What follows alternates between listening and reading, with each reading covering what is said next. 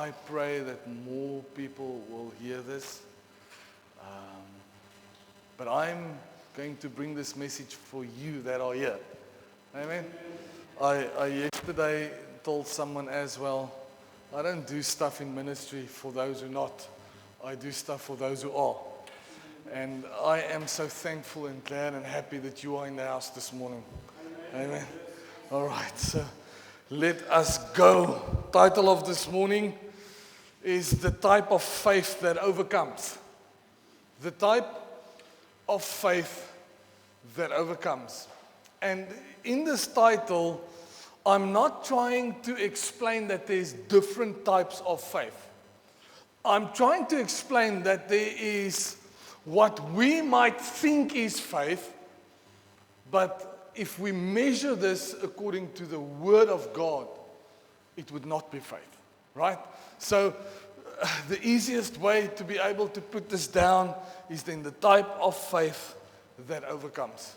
Because as a Christian, I believe, as a child of God, with everything inside of me, I believe this, that we are called to be living a victorious life. We are called in Christ to live a life of victory. Does that mean we will always experience victory? No. Does that mean we will not sometimes go through battles? No. We will go through battles and we will have the scars of those battles. But we are still a people that are to live in victory. And that is what I want to unpack this morning, right? And the biggest secret that I think we as church miss in this is that we miss that we have to be in. Quickly say in. I-N, 2 letters, in. We have to be in. Jesus explained this. He explained this in the book of John chapter 15, and we're going to read verse 5, just verse 5 for now. But before we read this, Jesus explains this. He says, I am the vine. And then he goes and he says, and you are the branches. Right? Let's read it. Let's read it. I am the vine, and you are the branches. If you remain, and here's those two, or that 2-letter word. If you remain in me. If you remain in me, and I in you, you will bear much fruit. And I did not completely understand this until I understood the principle of grafting that we find in horticulture. If you don't know what horticulture is looking after plants. And if you're looking after plants and trees, there's this magic that happens, which is called grafting. And what they do, they take piece of an existing tree or a plant or a shrub, and then they will graft a new, brand new, different tree or shrub or plant. They will graft into that main stalk. Right? And they did this. It's amazing, but to me it's magic because I don't understand it. But they need to cut it a certain way. And the green part of the barn or the bark in the one must meet the green part of the bark in the other one. And there's a fusion that will then happen. And then it must be cleaned and protected from outside bacteria. Man, it's wow. And Jesus explains exactly this. He says that, you know what? You are not able to live a life in me until you are grafted in me. Until there's a place where a part of your life is cut down and the part of his life was already cut down. We see that in his hands and his feet and his side, right? And then we are to be grafted into him. And John explains it as this. He says, if you then remain in me and I in you, you will bear much fruit. Apart from me, you can do nothing. So I want you to see this morning, this grafting, This grafting says that in order for us to experience the kind of victory that we want to experience, we must understand that He is our source. If we are in Him, He is our source. If we are in Him, He is our supply. If we are in Him, He provides for us.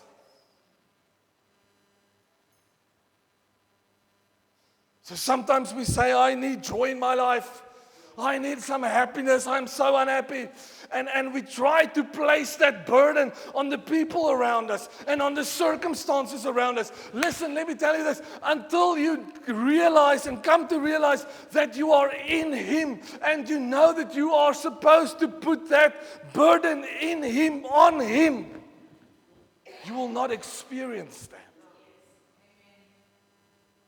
In Him we will find joy. In Him we will find happiness. In Him we will find abundance. In Him we will find love. In Him we will find comfort. Can I keep on going? In Him we will find freedom. In Him we will find restoration. In Him we will find grace. In Him we will find our holiness. There's no holiness apart from Him. Our holiness, Isaiah says, looks like filthy rags. It is only in Him. Let me show you something else. Man, this is amazing. Because sometimes we think, if I want to be a good Christian. Have you ever done that? If I want to be a good Christian, then I should probably do the things a good Christian does. Right? Now here's the thing. We can either allow ourselves to be in Him and He in us, or we can white knuckle it. You know what white knuckling is? White knuckling is if you grab onto your steering wheel, trying to just hold on and make it. And that drink looks at you and you look at that drink and you tell yourself, I'm not going to drink that drink. And it's an AA principle, by the way. You sit in that meeting and you grab on and you hold on to that chair and everyone around you can know that you are white knuckling at the moment.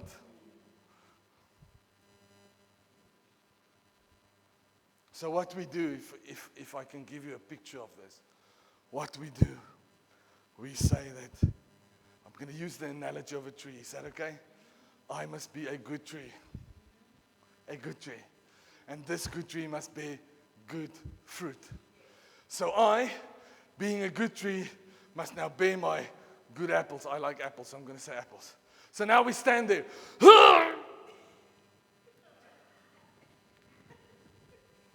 And we hope, there's an apple, yes. Woo. Let me show you how John explains it. Look at verse 5 again. He says, if you remain in me and I in you, you will bear much fruit. Do you see there, you were never called to bear fruit. You were called to remain. Oh, can I say that again? You were never called to bear fruit. It will happen automatically.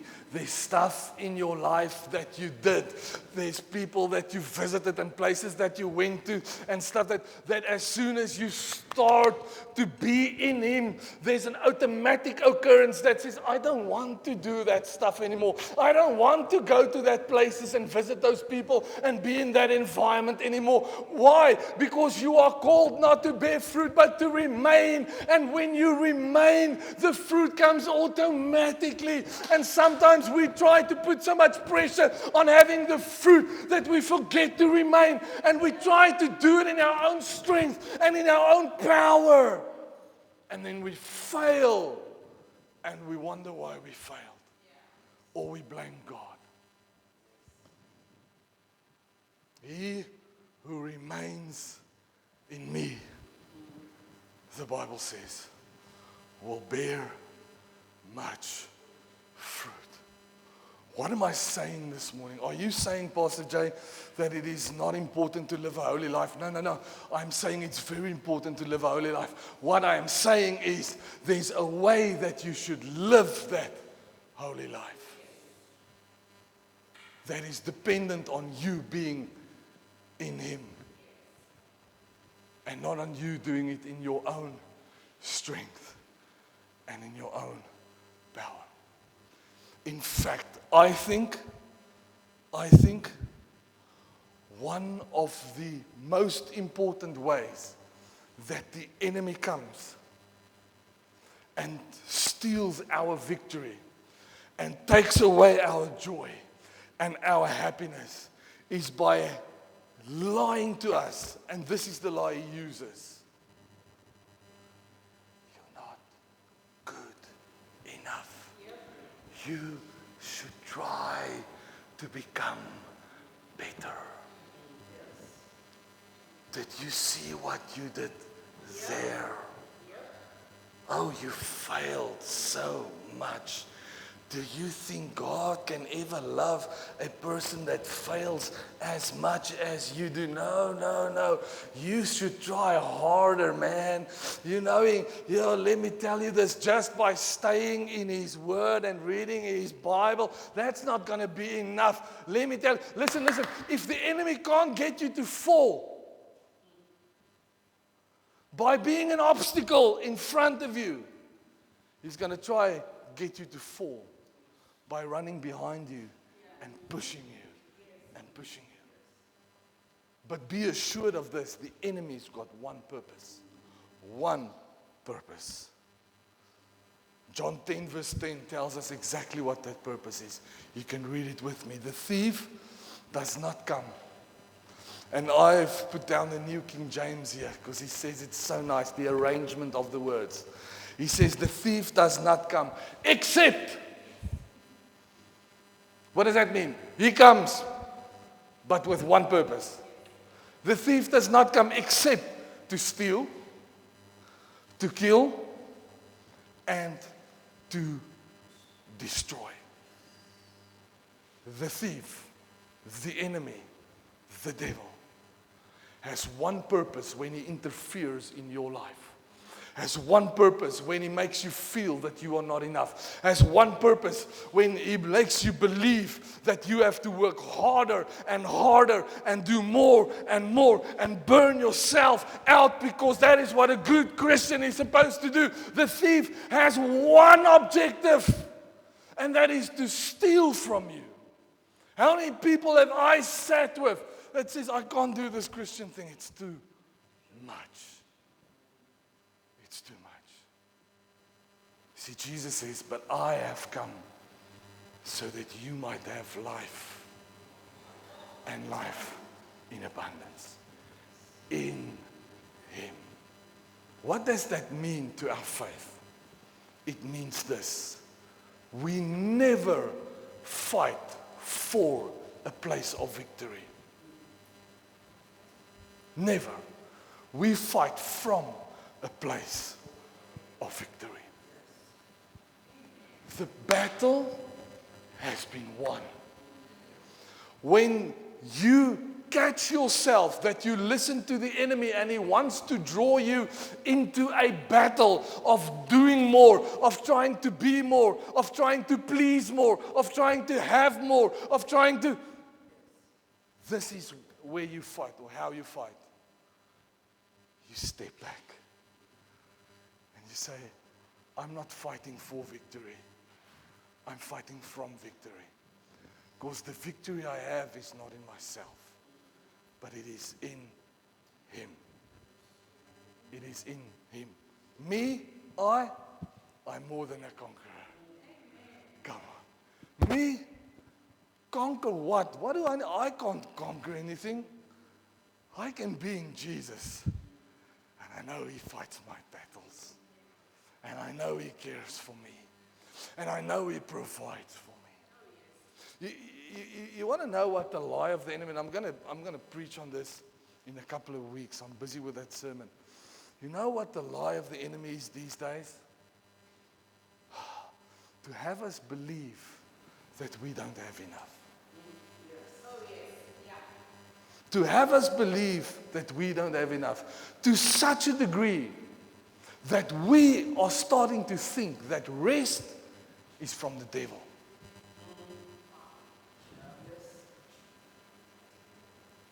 But if we read our Bibles, we will recognize and realize that God gives rest. On the sixth day, He created man. On the seventh day, He rested. Why? Because on the first day, the work was beginning again. So we take away our own rest and we put it aside and say, no, I'll do it later and later. Why do you think we live in a society that is so anxious? The Republic of Anxiety. Man, that's where we live. Where we feel that if we don't perform enough, we're not good enough. God told the people of Israel, go today, go out and collect manna for today. So they did. So some people went and collected for tomorrow as well. And it was ruined the next day. God was teaching them a principle. I will supply you what you need for the day. It's society that tells us, no, you need to have for today, and then you need to have for tomorrow, and for the day after that, and you must make a plan because you know the economy is doing this, and when the economy is doing, I'm not living in this economy, man. I'm living in God's economy. So God says, go and make sure you have for today. When Jesus teaches His disciples to pray, He teaches them this. Give me my daily bread. Not weekly, not monthly, not... What am I saying? Is it bad to save? No, it's not bad to save. It's good to put away for tomorrow. In actual fact, there's an amazing principle according to that. And that's a sermon for... I'm giving away all my sermons. Listen. And on day six, God told His Israelites, He told them, now go and pick up for tomorrow as well. For on the seventh day you should rest. I will provide for you that you have a day that you can rest. Some of us don't experience victory because we are just so tired. Because we shifted from God's economy to this world's economy. And the devil's been lying to us, stealing from us. I'm going to show you this from the Bible.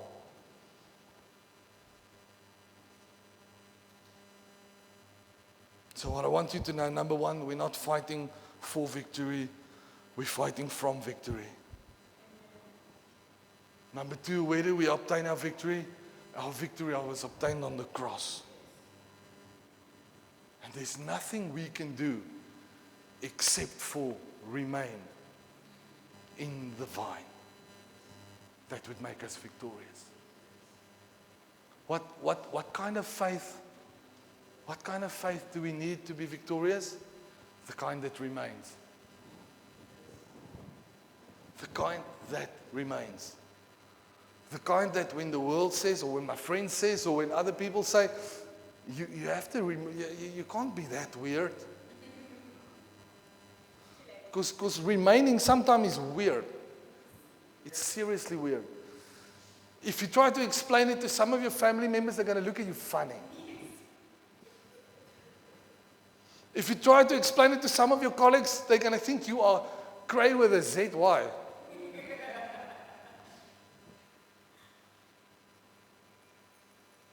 But it's the steadfast assurance that when I am in Him and He is in me, every little thing is going to be okay. I'm going to bear fruit. The right fruit for its season on the right time. I'm not going to have to worry that people are overtaking me because I'm not in the same lane or on the same bus as them. They're on their bus, I'm on mine. I don't even think we're going the same route.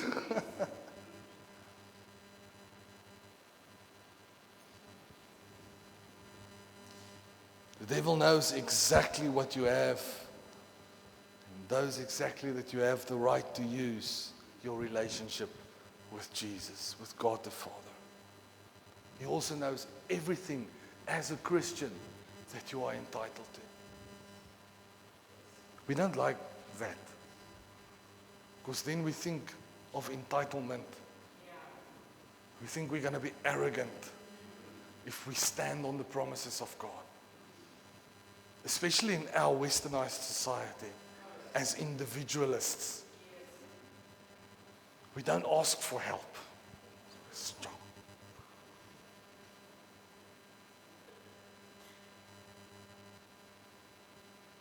And then we wonder why we fail. We wonder why we burn out. And we wonder why we don't make it.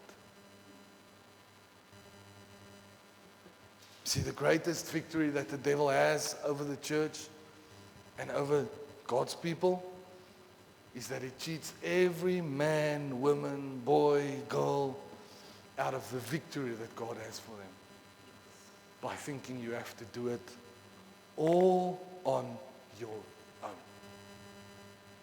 I want to show you this from the Bible, so I'm quickly going to ask you to turn to the book of 1 Samuel for me. It's in the Old Testament. Book of 1 Samuel, chapter 27.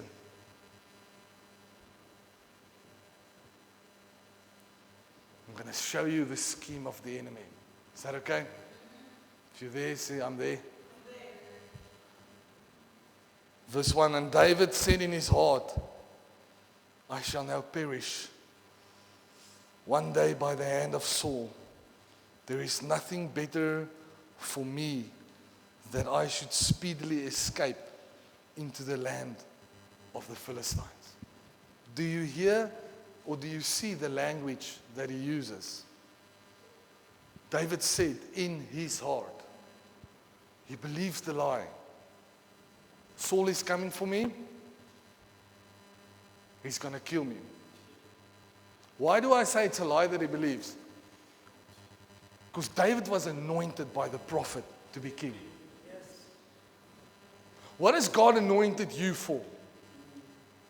That you are stepping away from, hiding away from, because you feel and fear attack. Apart from that David was anointed, David already overcame Goliath. Already. And now he finds himself in this place. And where his focus was turned to the outside. How can this Philistine man, whether he's a giant or not, speak this untruth to the people of God? His focus was outwardly. Now we see his focus is inwardly. I am going to. I, me. You see that? You see that? So David said in his heart, I shall now perish. Oh, shame. And I shall perish one day by the hand of Saul. There is nothing better for me than that I should speedily escape into the land of the Philistines. What? Do you see this? The man that overcame the Philistines now says to himself, I am going to speedily escape to the land of the Philistines. But we do exactly the same. The pressure gets too much. So we escape. And we all have our own escapes. I don't have to name them. I'm not here to shame anybody. I'm here so we can have victory in our own lives. Amen. Right now, I pray that the Holy Spirit shows you your escapes. Your escapes to the Philistines. Your escapes to the things you've already overcome.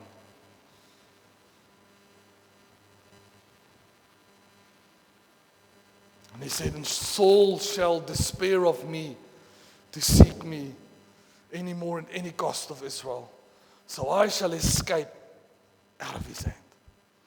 And David arose and he passed over with the 600 men that were with him. Man, that is so terrible. When we read verse 1, we think he's all alone. Now when we read verse 2, we recognize he's not alone. He's got 600 warriors.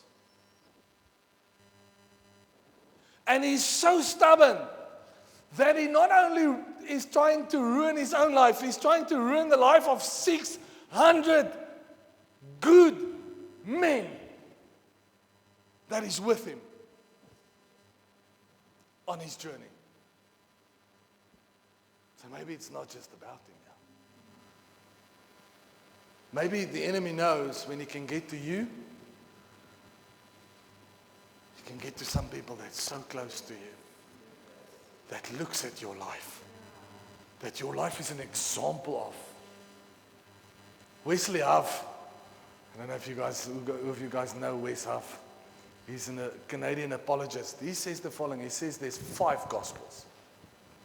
We know Matthew, Luke, John, Mark.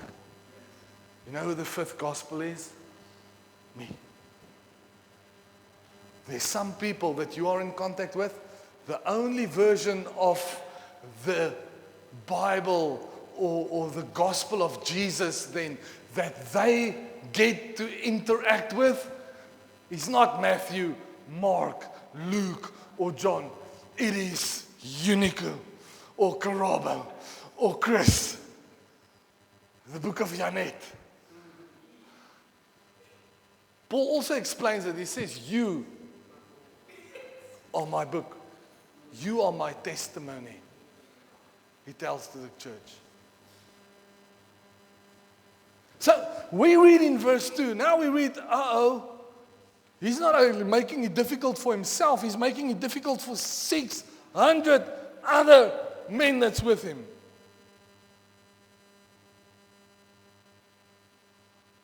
So they went into Achish, the man of Maoch, the king of Gath. Philistine king, right? Verse 3, and David dwelt in Achish at Gath, he and his men. Every man, it gets worse, with his household. Even David with his 2 wives. Ahinoam, the Jezreelites, and Abigail, the Carmelites, and Nabal's wife. And it was told Saul that David has fled to Gath. And he sought after him no more. But wait, now we think, okay, this was good. And isn't there a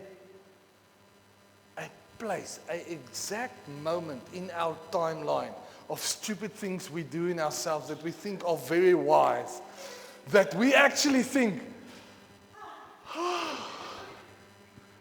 that, man, if I can use a couple of examples, that loan that I know I can never pay, that loan has actually come through.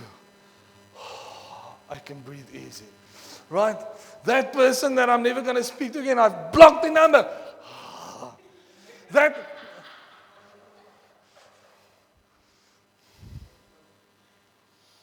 You see, fear is one of the biggest tools that the devil has. And fear caused David to go into the hand of the Philistines. They despised him, and yet he went into their hands. And now he's got this feeling that he feels safe. So let's just pause there. If I can quickly go back. We're not fighting for victory, we're fighting from victory, right? Number 2, Jesus handed us our victory when he overcame the cross, right? Number 3, here we go. If you want to try to make or take care of yourself, God will absolutely let you. And guess what? The enemy, the devil knows when you are under the protection of God and when you are under the protection of yourself. You see, the devil, the enemy knows what God has planned for your life. And he will do anything to make sure that you don't get to that. That you remain under your own plans, under your own wisdom.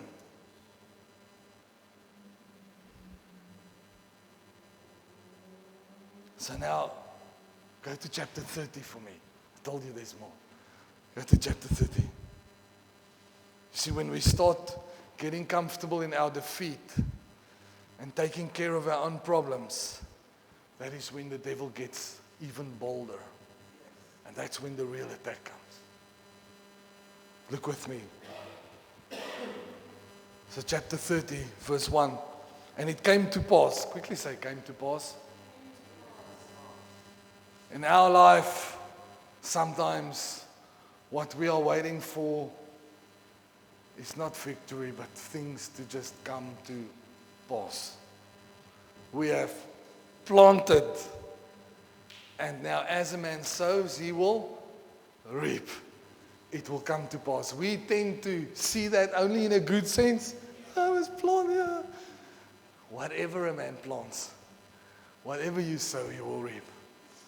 Even the bad things. So it came to pass when David and his men were come to Ziklag on the third day that the Amalekites, man, you see, the Philistines might have been a little bit afraid of David, but what he will soon realize that there was nations that's not. And you might fight a victory and get a victory, or fight for a victory and get a victory in your own. And you might overcome something that's afraid of you.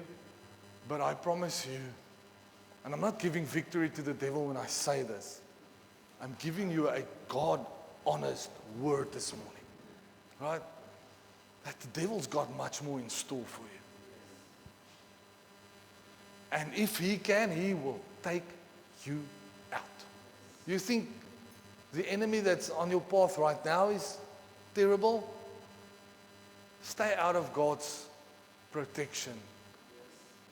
Stay away from his hand and remain outside of him as a Christian and see what happens to you. Man, there's a big fat red target painted on your front and your back. Because you're living in a spiritual world. You have to understand that. And when you are in him, you're under the shelter of his wing. The enemy don't see you. But when you move out of that, radar. Look at this, look at this. So on the third day, the Amalekites had invaded the south and Ziklag and smitten Ziklag and burned it with fire. Verse 2. And had taken the women captives that were therein, and they slew not any, either great or small, but they carried them away and they went on their way. So David and his men came to the city, and behold, it was burned. It was burned with fire, and their wives and their sons and their daughters were taken captive. David thought, the place where my family is protected, the place where my stuff is protected, the place where my life is protected is safe because I've made my own plans. Now I must go off and I must do what I need to do. And when he came back, what did he find? Destruction, bitterness, hurt, pain, suffering. So then David and the people that were with him lifted up their voice and wept until they had no more power to weep. You don't have to raise your hand, but who of you were there somewhere in your life where you've cried so much? And you say, God, I can't. I don't even have tears left in me. And David's two wives, verse 5, were taken captives. Ammon the Jezreelitess and Abigail, the wife of Nabal the Carmelite. Verse 6, and David was greatly distressed. For his very own people now spoke of stoning him. Because the soul of all of the people was grieved. Every man for his sons and his daughters. And now I want you to see this. But David strengthened himself in the Lord. Hey family, if you've ever been at that place, or if you feel you are quite close to that place, that place where you feel the end is really near, where you feel you've tried everything on your own, you can't go on, you just want to lie, you just want to lay in your bed, you just want to stop moving and stop breathing. And man, if someone can just hide me away, the absolute best thing you can do is turn back to God. Not in a sense that, God, I left you, and in a sense that there's a part of this heart that wanted to do it all by himself. That wanted to be the groot meneer, the big sir, the big chief. Humble yourself in the sight of the Lord, and He will lift you up. So David strengthened himself in the Lord, his God. You see, he might have been at a place where he forgot about God. He might have been in a place where he forgot about God's favor on his life, and that everything that he is because of God. And I'm not going to lie to you, I was at that place many times in my life where I have forgotten about the favor of God, and when I have forgotten about what God has done in my life and how great it's been for me, and I've turned my own thoughts to me and me and me, and if I could do this, and if I could be this, and if it could just be this little bit and this little more and this little, and I've tried to fight that battle, I've tried to run that race all on my own. You see, David, his cries went from calling out to God in question, God, what is happening to me, to calling on God and on his favor and on his abilities. God, I know I can't. I'm sorry. But I know you can.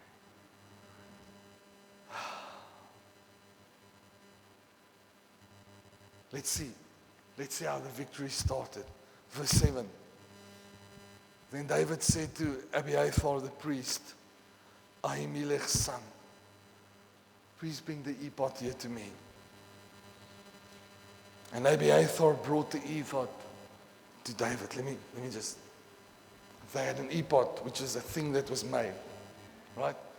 What they used, or that they used when they were away from Jerusalem to be able to get close to God's presence, right? So, let me explain this. David went to the man of God and he says, I need the presence of God to help me. Now, we live in a dispensation where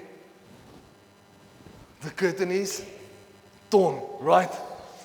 We don't have to have an ephod. What do? We can, thank heavens, just close our eyes and say, God, I know. Man, we don't even have to close our eyes. We can sit and just say, or stand and just say, God, I know you're with me. I know you are here. The point I'm trying to make is, where David sought his own plans and wanted God to bless them, he turned around and he said, God, I now very desperately need your plans. How do I know this? Because David, verse 8, inquired of the Lord, saying, shall I pursue this troop? Shall I overtake them? You see, the enemy gets us to a place where we say, this is my plans. and I know God will bless them. And then we fall flat on our faces. And we got two choices. Either we continue in stubbornness, or we do what David did.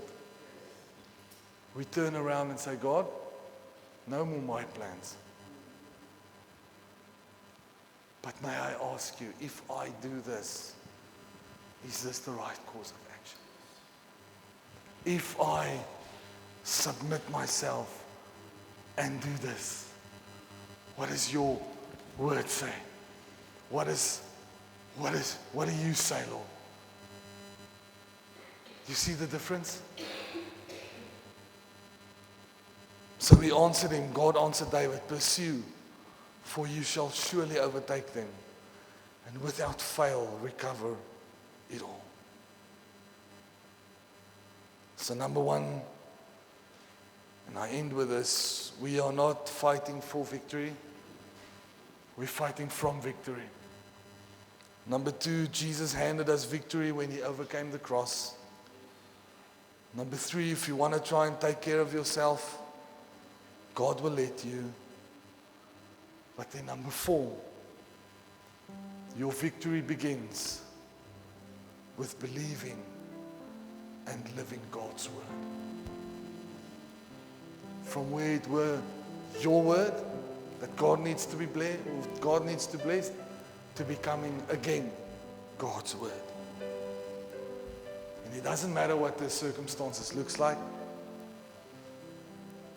It doesn't matter what the odds look like. See, God's ability is not affected by our circumstances. Can I say that to someone who needs to hear this morning? God's ability is not influenced by your circumstances. God is God. Man, it's amazing. Verse 16. And when he had brought him down, they were there, spread out over all the land, eating and drinking and dancing, because of the great spoil which they had taken from the land of the Philistines and from the land of Judah. That was the Amalekites. Now listen to this. Then David attacked him from twilight until evening the next day. Why? Because he inquired from God, and God said, yes, that's my plan. Go do it. You're stepping in my plans now. Go do it. Right? So David attacked him from twilight until the evening of the next day. And not a man of them escaped, except 400 young men who rode camels and who fled. So David recovered all that the Amalekites had carried away. Ek het gedink iemand gaan bietjie happier wees oor die sin. And David recovered all that the Amalekites carried away. And David recovered all that was stolen when he was in despair, when he followed his own plans. Now, swap David's name out with your own name and think back of those places where the enemy stole so much that you didn't think you will ever get it back, that you didn't think you will ever get there again. And I want to promise someone today, when you ingrain yourself in the vine and you are in him and he is in you and you start to follow his ways, his precepts again, and there was stuff that was stolen from you when you followed your own stupid path in the same way that happened to me when I followed my own stupid path. There's a promise in this book that says, you know what, David got it all back. Everything that the Amalekites took. Everything that the devil stole. Everything that the devil stole. Man, can I say it one more time? Everything that the devil stole. Even his 2 wives. And nothing of theirs, verse 19, was lacking.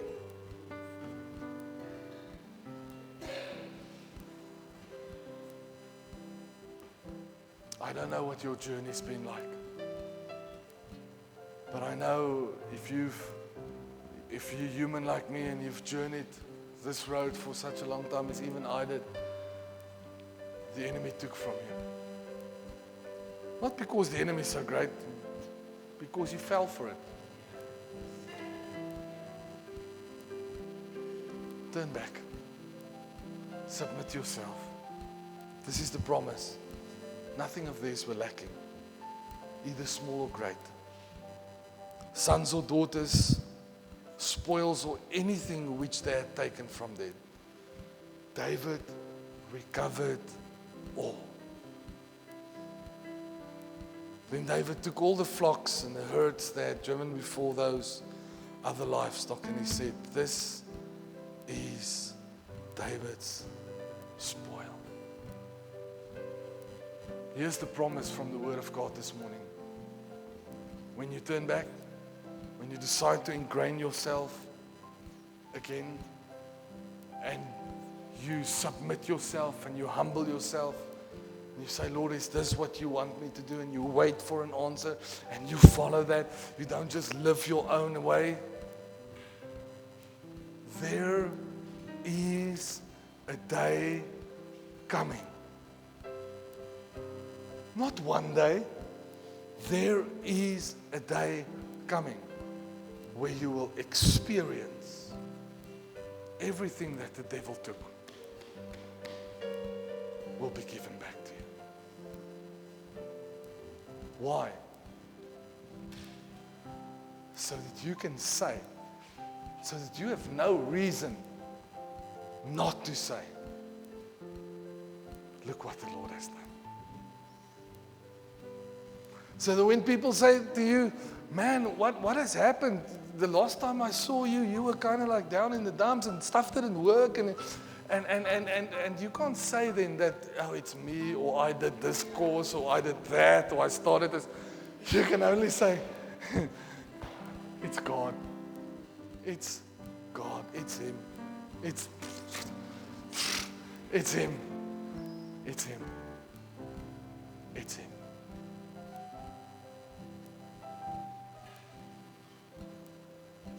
See, not only had he recovered all that has been lost, God has given him more and blessed him with more that was taken in the first place. God is never just a God of barely getting by. I'm not talking just about finances. It's so easy to just reduce this to money and to finances. I'm talking about all 5 aspects of your life: your spiritual life, your emotional life, your physical life, your financial life, and your relational life. All 5 aspects of your life. God is not the God of just getting by. He's always good. He's always been the God of plenty. I always want to go out as far and say this morning, He's always been over the top. Because He's God of more than enough. He's God of abundance. So I don't know where you are in your journey right now, but I want to challenge you. Faith that really works and that really overcomes and that's really victorious is a faith that is ingrained in the vine. Remain in Him and He in you, and you will see the good. Heavenly Father, my Father, my Heavenly Dad, I thank you for your word. I thank you that sometimes we know the enemy comes and steals and kills and destroys, and sometimes it's because of our own stupidity. But this morning we also know that you, Lord, you are God, our victory. if we turn our hearts back to you, if we lay down at your cross and at your feet, and if we allow ourselves to be ingrained into the vine more and more each and every day, man, thank you, Lord, that we will experience that you fight the battles, you bring the victories, and we can stand as a testimony to your name. So that when people ask what happened, we can say it's only God. It's only God. I ask, Lord, every person that at this moment is experiencing anything that I've been talking about, experiencing loss, experiencing hardship, experiencing just the space away from you, experiencing suffering, experiencing loneliness, I pray, Lord, that we will all just turn our hearts back to you, to a place where we could say, Lord, what do you want for us? And we can submit our hearts and our minds and our entire beings under you, Lord. I pray that in Jesus' mighty name. Amen.